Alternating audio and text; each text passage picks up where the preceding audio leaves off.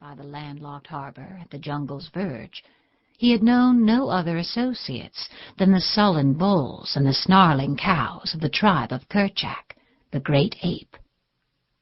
Nor could you have read the thoughts which passed through that active, healthy brain, the longings and desires and aspirations which the sight of Tika inspired, would you have been any more inclined to give credence to the reality of the origin of the ape-man.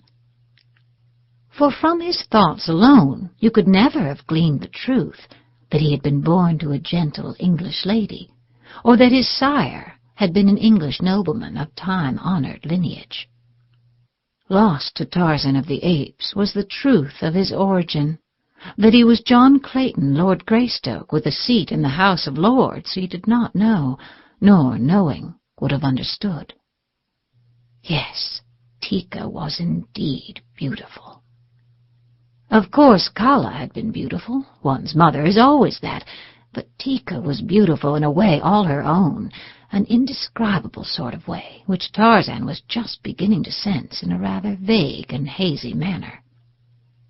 For years had Tarzan and Tika been playfellows, and Tika still continued to be playful, while the young bulls of her own age were rapidly becoming surly and morose. Tarzan, if he gave the matter much thought at all, probably reasoned that his growing attachment for the young female could be easily accounted for by the fact that, of the former playmates, she and he alone retained any desire to frolic as of old. But today, as he sat gazing upon her, he found himself noting the beauties of Tika's form and features, something he never had done before, since none of them had aught to do with Tika's ability to race nimbly through the lower terraces of the forest in the primitive games of tag and hide-and-go-seek which Tarzan's fertile brain evolved. Tarzan scratched his head, running his fingers deep into the shock of black hair which framed his shapely, boyish face. He scratched his head and sighed. Tika's newfound beauty became as suddenly his despair. He envied her the handsome coat of hair which covered her body. His own smooth brown hide he hated with a hatred born of disgust and contempt. Years back he had harbored a hope that someday he, too, would be clothed in hair, as were all his brothers and sisters, but of late he had been forced to abandon the delectable dream. Then there were Tika's great teeth, not so large as the male's, of course, but still mighty, handsome things by comparison with Tarzan's feeble white ones. And her beetling brows and broad, flat nose, and her mouth. Tarzan had often practiced making his mouth into a little round circle and then puffing out his cheeks while he winked his eyes rapidly, but he felt that he could never do it in the same cute and irresistible way in which Tika did it. And as he watched her that afternoon and wondered, a young bull-ape who had been lazily foraging for food beneath the damp, matted carpet of decaying vegetation at the roots of a nearby tree lumbered awkwardly in Tika's direction. The other apes of the tribe of Kerchak moved listlessly about or lolled restfully in the midday heat of the equatorial jungle. From time to time, one or another of them had passed close to Tika, and Tarzan had been uninterested. Why was it, then, that his brows contracted and his muscles tensed as he saw Tog pause beside the young she and then squat down close to her? Tarzan always had liked Tog. Since childhood they had romped together. Side by side they had squatted near the water, their quick, strong fingers ready to leap forth and seize Pisa, the fish, should that wary denizen of the cool depths dart surfaceward to the lure of the insects Tarzan tossed upon the face of the pool. Together they had baited Tublet and teased Numa the lion. Why then should Tarzan feel the rise of the short hairs at the nape of his neck, merely because Tog sat close to Tika? It is true that Tog was no longer the frolicsome ape of yesterday. When his snarling muscles bared his giant fangs, no one could longer imagine that Tog was in as playful a mood as when he and Tarzan had rolled upon the turf in mimic battle. The Tog of today was a huge, sullen bull-ape, somber and forbidding, yet he and Tarzan never had quarreled. For a few minutes the young ape-man watched Tog press closer to Tika. He saw the rough caress of the huge paw as it stroked the sleek shoulder of the she. And then Tarzan of the Apes slipped cat-like to the ground and approached the two.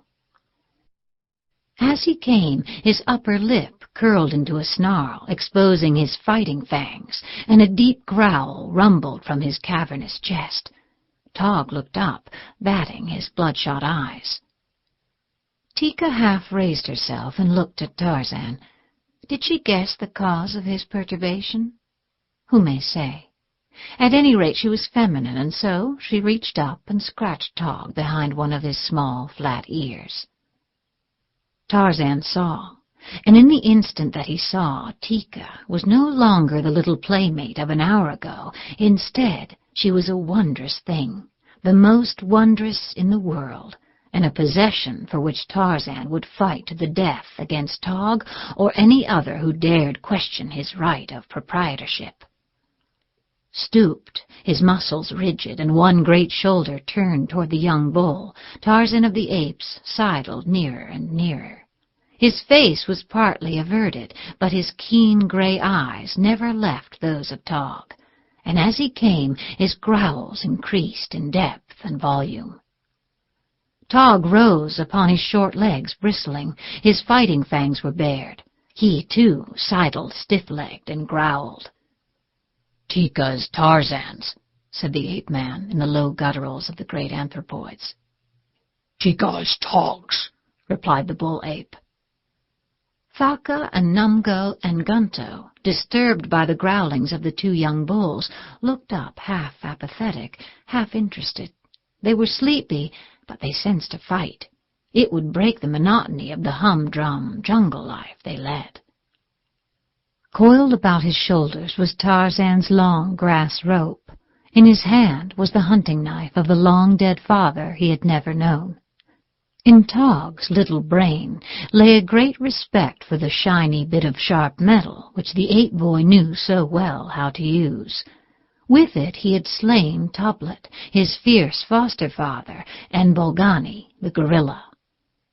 Tog knew these things, and so he came warily, circling about Tarzan in search of an opening. The latter, made cautious because of his lesser bulk and the inferiority of his natural armament, followed similar tactics. For a time it seemed that the altercation would follow the way of the majority of such differences between members of the tribe, and that one of them would finally lose interest and wander off to prosecute some other line of endeavor. Such might have been the end of it, had the casus belli been other than it was. But Tika was flattered at the attention that was being drawn to her, and by the fact that these two young bulls were contemplating battle on her account. Such a thing never before had occurred in Tika's brief life. She had seen other bulls battling for other and older shes, and in the depth of her wild little heart she had longed for the day when the jungle grasses would be reddened with the blood of mortal combat for her fair sake. So now she squatted upon her haunches and insulted both her admirers impartially. She hurled taunts at them for their cowardice, and called them vile names such as Hista, the snake, and Dango, the hyena. She threatened to call Mumga to chastise them with a stick. Mumga, who was so old that she could no longer climb and so toothless that she was forced to confine her diet almost exclusively to bananas and grubworms. The apes who were watching heard and laughed. Tog was infuriated. He made a sudden lunge for Tarzan, but the ape-boy leaped nimbly to one side, eluding him, and with the quickness of a cat wheeled and leaped back again to close quarters. His hunting knife was raised above his head as he came in, and he aimed a vicious blow at Tog's neck. The ape wheeled to dodge the weapon, so that the keen blade struck him but a glancing blow upon the shoulder. The spurt of red blood brought a shrill cry of delight from Tika. Ah, but this was something worthwhile. She glanced